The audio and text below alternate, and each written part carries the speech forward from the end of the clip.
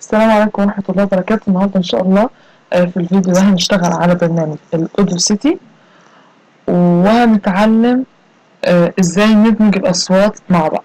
زي ما انتوا شايفينها قدامنا برنامج الأوداسيتي مفتوح. أول حاجة نعملها ندرج الصوتين. نختار من الأمر استيراد صوت، ممكن نختار مثلا 2 ومثلا صوت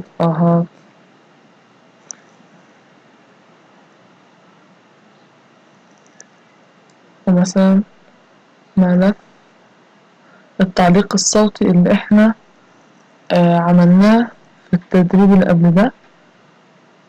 تقدروا تشوفوا الفيديو اللي راح.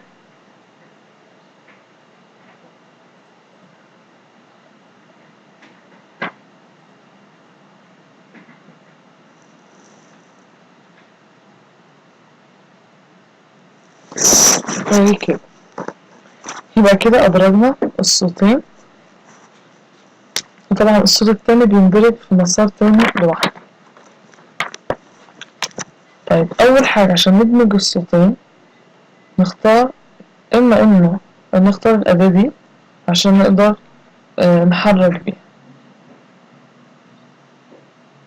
نحركه ونخليه في نهاية المقطع الأول. كده معناها إن المقطع الأول لما بينتهي المقطع التاني هيبدأ. دي طريقة إنه ندمج بيهم.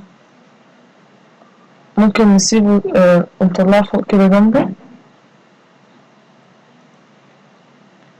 كده. ده أول ما يخلص التاني هينتهي. إذا عايزينهم يتدخلوا في الأخير، يعني لما الأول يكون شغال في آخره التاني يبتدي، نخليهم تحت ونحطهم كده، يعني في النهاية ده هيبتدي، يبقى هما الاتنين شغالين مع بعض في النهاية.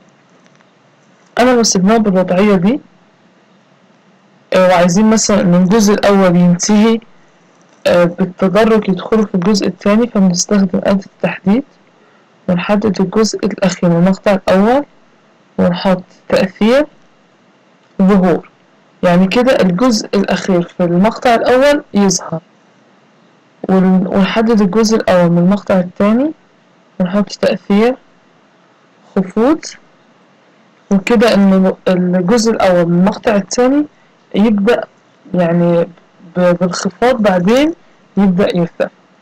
دي هي طرق الدمج. وبس كده نكون وصلنا لنهاية فيديو النهاردة الأوداسيتي. شكرا على مشاهدتكم.